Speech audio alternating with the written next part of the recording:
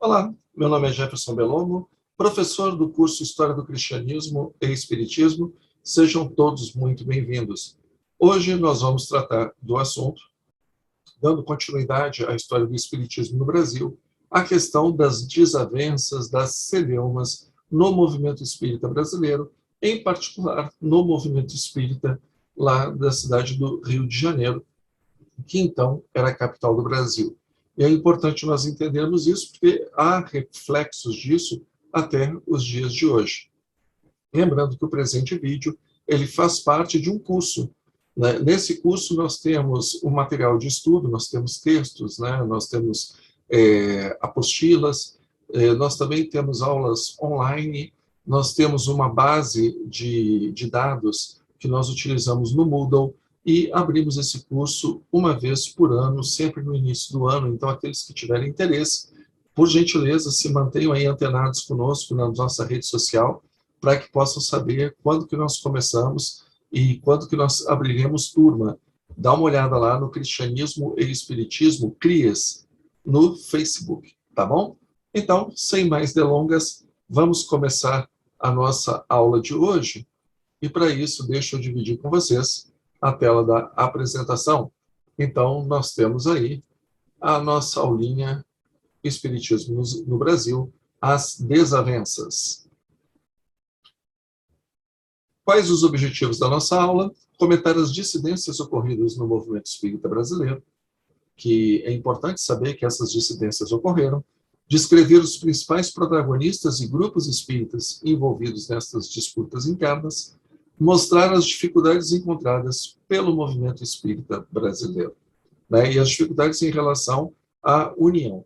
E é interessante, né, se nós vermos várias mensagens, principalmente atribuídas ao espírita de Bezerra de Menezes, se nós lermos vários artigos da revista Reformador, publicada pela FEB, a gente vai ver sempre uma insistência no tema união. E isso a gente encontra o fundamento exatamente nas questões que serão abordadas na nossa aula.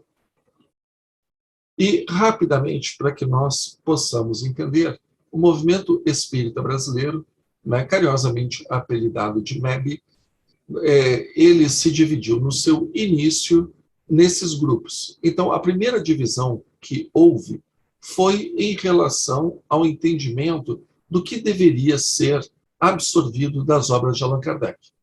Os chamados espíritas puros eram aqueles que defendiam que as obras de Allan Kardec elas deveriam ser simplesmente adotadas aquelas que foram ditadas pelos espíritos. As demais obras seriam de entendimento do Kardec e não mais dos espíritos. Então, quais seriam essas obras que seriam as fundamentais? Livro dos Espíritos e Livro dos Médiuns. Essa aí eram aquelas consideradas unânimes por todos os espíritas e aceitas como espiritismo pelos espíritas puros. E aí nós vamos ter os kardecistas, que é o grupo que já defende também a inclusão do Evangelho segundo o Espiritismo e as demais obras de Allan Kardec, que a partir do Evangelho segundo o Espiritismo, a gente vai percebendo uma tendência mais religiosa na produção kardeciana. Então nós vamos ter o Evangelho segundo o Espiritismo, nós vamos ter o Céu e o Inferno, que vai falar da justiça divina, das penas após a morte, e nós também teremos a Gênese, onde Kardec, além de abordar a questão, né, da progressão do nosso mundo, da progressão da raça humana, ele também vai abordar a questão sobre vários episódios da vida de Jesus. Então, para esses espíritas, os espíritas puros, essas outras obras são visões de Kardec, principalmente com uma abordagem muito religiosa. A abordagem, vamos dizer assim, espírita, seria só dos dois primeiros livros, Livro dos Espíritos e Livro dos Médiuns. E aí nós temos os kardecistas, que englobam as demais obras de Allan Kardec. A gente vai perceber isso quando a gente for falar do grupo Confúcio, que foi o primeiro grupo espírita carioca. Posteriormente, aí nós vamos ter outras divisões, que depois do grupo Confúcio, onde nós vamos ter os científicos, que é aqueles que admitiam o espiritismo como ciência e negavam o lado religioso do espiritismo. E aí existem subgrupos do grupo científicos, que são os psiquistas, os ocultistas, os kardecistas. Aí nós teremos os místicos, que davam predominância ao lado religioso do espiritismo, e, por sua vez, minimizando ou negando o lado científico. E aí nós vamos ter como subdivisões os rustenistas, os swedenborgistas e os teosofistas. E, por último, aí uma outra visão de espíritas puros, que eram aqueles que não eram nem científicos e nem místicos. Então, essa outra divisão, ela vai surgir após o encerramento do grupo Confúcio. Então, nós vamos encontrar essa divisão didática abordada pelo Canuto Abreu na sua biografia sobre Bezerra de Menezes. Ok? Vamos falar, então, agora sobre o grupo Confúcio. Em 1873, surge a Sociedade de Estudos Espíritas, Grupo Confúcio. Ele foi responsável pela publicação da Revista Espírita, um periódico mensal espírita, que seguia mais ou menos a linha da Revista Espírita de Allan Kardec. O seu lema era: sem caridade não há salvação, sem caridade não há o verdadeiro espírita. O Grupo Confúcio colocou em seu estatuto que o seu espírito protetor era o anjo Ismael. Aí está no regulamento deles, lá, do seu grupo, no artigo 28. É fundamental nós entendermos que a primeira manifestação do anjo Ismael como espírito protetor do Brasil ocorre no Grupo Confúcio. E ele encerrou as suas atividades em 1879, devido a constante atrito entre espíritas puros, aqueles que só levavam em consideração, então, as obras Livro dos Espíritos e Livro dos Médiuns, e os kardecistas, aqueles que colocavam também a questão das demais obras de Kardec, com destaque para o Evangelho segundo o Espiritismo. Né? Então, Antônio da Silva Neto e Bittencourt Sampaio, eles fazem, Francisco Leite de Bittencourt Sampaio, eles fazem parte desse grupo. Nós já tratamos desse assunto quando a gente falou da história do surgimento do Espiritismo, da chegada do Espiritismo aqui no Brasil. Mas só para relembrar, o Confúcio não é o nome daquele sábio chinês, daquele filósofo chinês da antiguidade, é um pseudônimo adotado por um espírito que era muito próximo do primeiro presidente desse grupo, que era o Francisco Siqueira Dias Sobrinho, que foi presidente desse grupo com só 25 anos de idade. Então, era um espírito que já vinha de algum tempo ensinando o primeiro presidente, o Dias Sobrinho, né, e se apresenta com esse nome. Nesse grupo é atribuída uma psicografia a uma médium, Madame Pinet, que alguns dizem que, na verdade, foi um erro de grafia, seria a Madame Perrecolat, que foi uma francesa que estava radicada no Brasil e fazia parte desse grupo. Ela fazia parte do conselho fiscal desse grupo, mas, como a gente não tem como provar, vamos assumir como Madame Pinet. Ela recebe uma psicografia de Allan Kardec, dando os parabéns pelo surgimento desse grupo, né, desejando boa sorte, etc. Né? E a fundação desse grupo, ela é comunicada ao Pierre Gaëtan Lemarie, que nessa época ele era responsável pela Sociedade Anônima para a continuação das obras de Allan Kardec. E essa carta dos sócios do grupo Confúcio para os espíritas franceses, ela é publicada na Revue Spiritique de setembro de 1874. O grupo também, nesse artigo 28, ele registrou que ele adotava integralmente os princípios expostos no Livro dos Espíritos e no Livro dos Médicos. Além disso, eles se dedicavam ao atendimento de espíritos sofredores, né, como a gente faz hoje, chamado diálogo ou doutrinação. Eles também atendiam pessoas doentes, passando as recomendações dos guias espirituais para essas pessoas. Tentaram fazer ensaios, fotografias de espíritos, mas o resultado parece que não foi muito promissor, né? E tudo isso a gente vai encontrar nessa carta de setembro de 1854, dedicada à Revue Spiritique. E foi no grupo Confúcio que esse anjo Ismael, esse espírito chamado anjo Ismael, se apresenta pela primeira vez e se identifica como guia espiritual do Brasil. E aí ele é colocado como espírito protetor do grupo no próprio regulamento, né, no próprio estatuto do grupo. Ele também era um grupo que praticava a homeopatia, que nessa época era taxada de curandeirismo e, portanto, era combatida pela medicina oficial e aplicavam os passes magnéticos. Essa relação entre passe e homeopatia, ela foi muito comum no início da homeopatia no Brasil e, segundo Canuto de Abreu, ela foi absorvida pelos espíritas. Então, o passe espírita, aqui no Brasil, segundo Canuto de Abreu, ele é incorporado aos grupos espíritas não por causa do magnetismo, mas por causa da prática, melhor dizendo, dos magnetizadores, mas por causa da prática dos médicos homeopatas, né?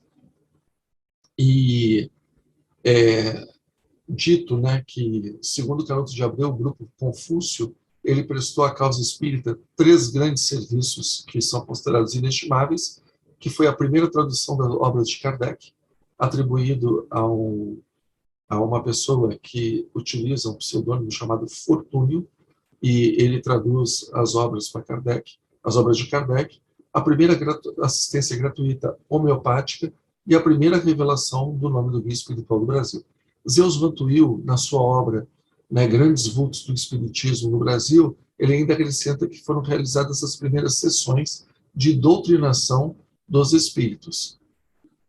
E esse grupo Confúcio, o Zeus Van Tuyl, ele fala de uma maneira assim, muito emblemática, né, que o grupo Confúcio só não produziu mais porque o demônio do desentendimento ali se insinuou sorrateiramente, dividindo e enfraquecendo, que foi a questão dessa briga, né, intestina entre os kardecistas e os espíritas puros. E lembrando, né, que foi o primeiro grupo no Rio de Janeiro e, por isso, de uma importância muito grande. Sigamos. Pois bem, aí nós vamos ter a Sociedade de Estudos Espíritas Deus, Cristo e Caridade. Ela foi criada em 1876 de uma dissidência do grupo Confúcio. A dissidência exatamente entre kardecistas e espíritas puros. Ela tinha por interesse o estudo do Evangelho segundo o Espiritismo, e o nome do grupo teria sido escolhido pelo próprio anjo Ismael. O lema era Deus, Cristo e Caridade, o mesmo adotado pelo cirurgião e médico homeopata português João Vicente Martins, que introduziu em 1843 em nosso país as Irmãs de Caridade e os princípios vicentinos, que tinham o mesmo lema. Então, esse lema Deus, Cristo e Caridade, na verdade, ele já era, né, de grupos assistenciais surgidos, né, pelo patrocínio desse médico homeopata português chamado João Vicente Martins.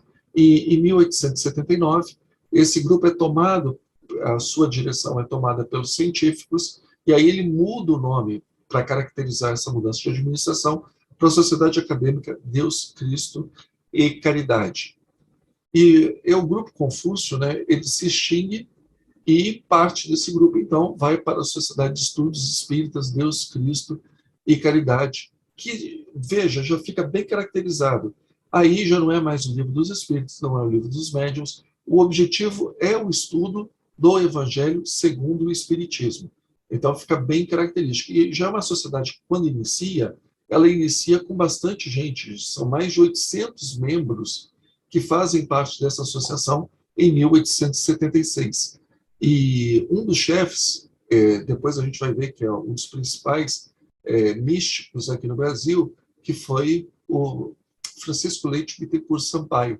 Ele presidia o trabalho, ele era médium intuitivo e médium também vidente, ele receitava a homeopatia, né? E junto com ele, juntou-se à sociedade depois um outro grande místico, que é o advogado Antônio Luiz Saião.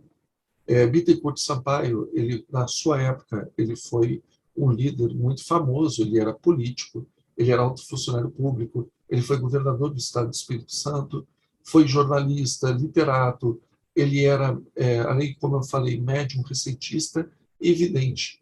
e o nome do grupo foi escolhido pelo próprio Anjo Ismael, né? Deus, Cristo e Caridade.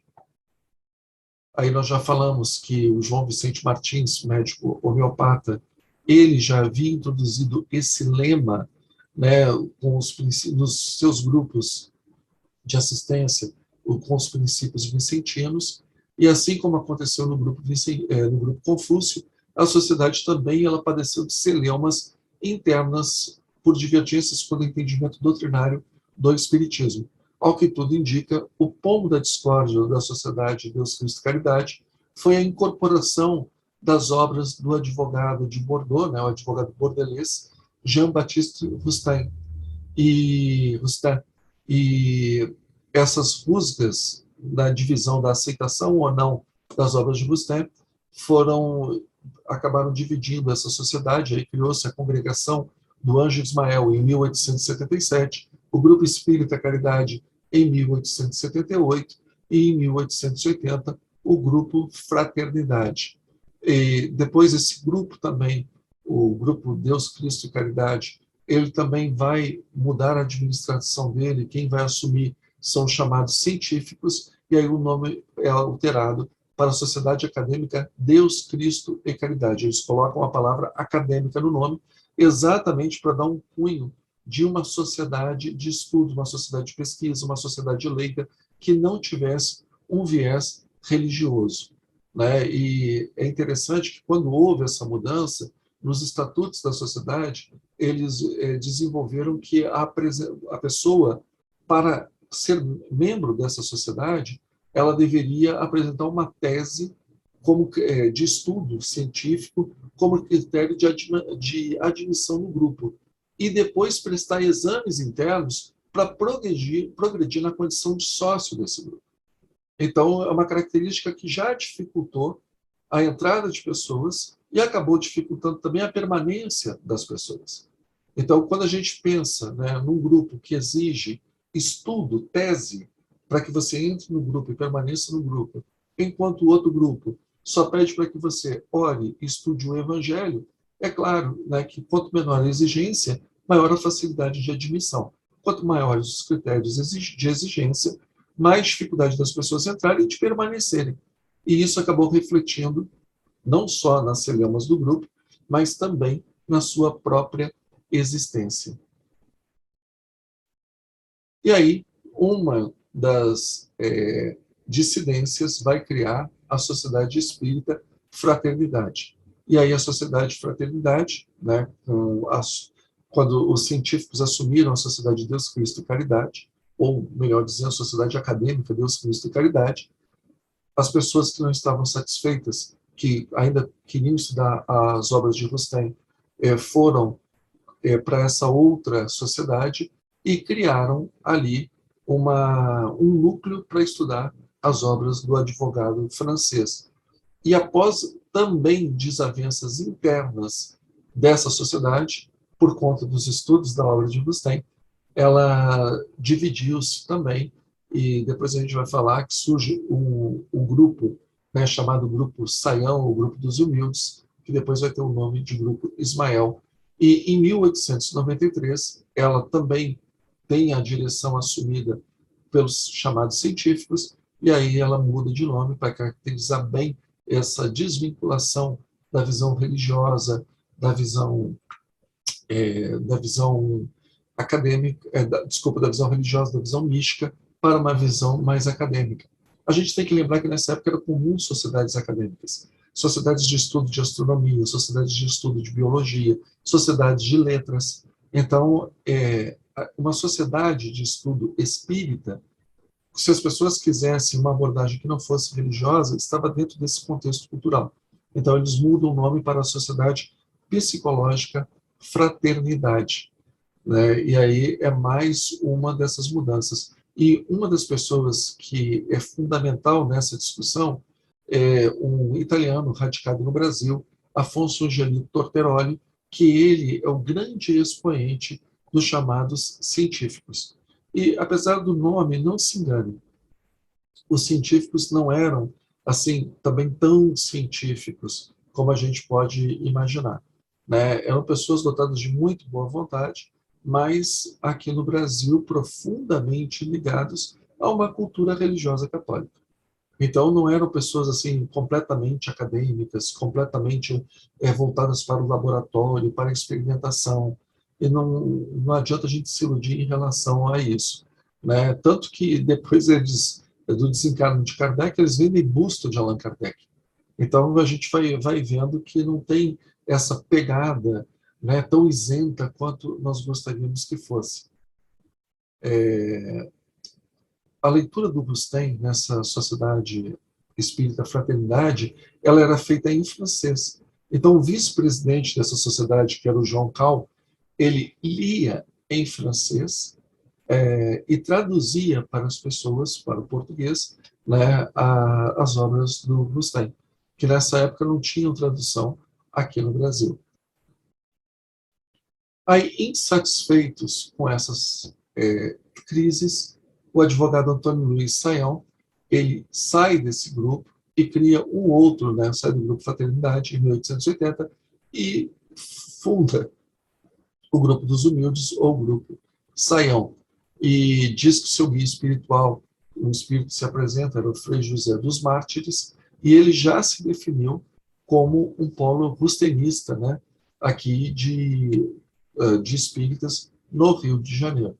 Então, para eles, Rustem era a revelação da revelação, ou seja, era um nível superior de espiritismo. Era o que viria, Kardec como se fosse uma espécie de João Batista e Rustem uma espécie de Jesus Cristo. Né? Kardec teria sido o precursor e Rustem seria a cereja do bolo. E mais tarde, a gente vai falar disso, quando Bezerra de Menezes ele volta a presidir a Federação Espírita Brasileira, esse grupo, né, o Grupo dos Humildes, o Grupo de Saião, ele migra em peso para a FEB e ali ele vai se chamar Grupo Ismael, funcionando dentro da FEB, né, aí como parte da Federação Espírita Brasileira.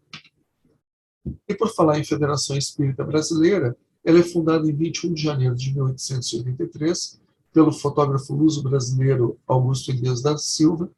E antes, aliás, desculpa, o que é fundado em 21 de janeiro de 1883 é a revista O Reformador, que é exatamente uma revista que não queria se ligar a nenhuma dessas facções, nem místicos, nem científicos, nem espíritas puros, né? Ela queria ser uma revista que agregasse todas essas correntes. Então, acabam participando da fundação, né, que foi uma fundação heróica, porque no início era só o Augusto Elias da Silva, sua esposa e a sua sogra, e a oficina da revista Reformador funcionava na residência do Augusto Elias da Silva. A ideia dele era defender o espiritismo e agregar os espíritas, unir os espíritas com a revista Reformador, e ele, boa parte da publicação dava mais prejuízo do que retorno, não pagava nem as despesas, e ele ainda mandava uma centena dessas revistas para Portugal, para difundir o espiritismo brasileiro em terras portuguesas. Então, participam, né, junto com Elias da Silva, o seu amigo, o Major Everton Quadros, que depois, né, quando vai para a reserva, vai como Marechal Everton Quadros, Xavier Pinheiros, Fernando Figueira, Silvio Pinto, Romualdo Nunes, Pedro da Nóbrega, e no Natal de 1883, eles deliberaram fundar uma sociedade nova destinada a federar todos os grupos com um programa equilibrado ou misto, ou seja, um programa que pudesse, né, atrair todas essas divergências, todos esses grupos divergentes. E aí, em 2 de janeiro de 1884, eles fundam no Rio de Janeiro a Federação Espírita Brasileira, a FEB.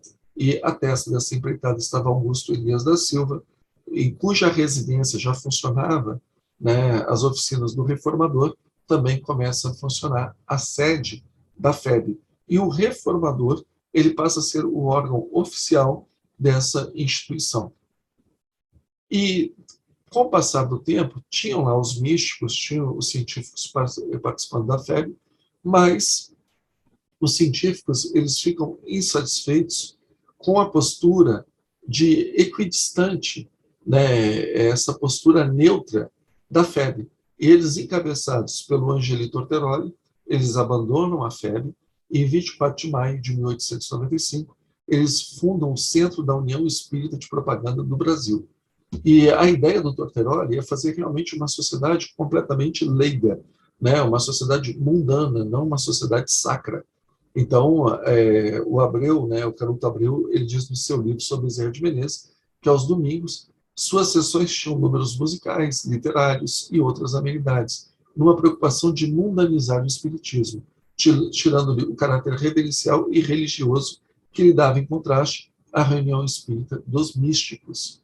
E a União era responsável pela publicação, né, a União da Propaganda, era responsável pela publicação da Revista Espírita do Brasil, que teve uma curta existência, e a entidade encerrou as suas portas em 1897. A gente vai ver uma crítica muito grande de Bezerra de Menezes em relação a esses trabalhos do Centro da União, principalmente em relação ao seu chefe, o Angelito Orteroli, em relação a essa ideia de botar flâmulas, né, botar cartazes, usar banda de música, fazer reuniões literárias, de discussões de teses. Bezerra de Menezes é totalmente contrário a essa visão e bate na tecla que o espiritismo é religioso, que o espiritismo não o lado científico, ele é superado pelo lado religioso.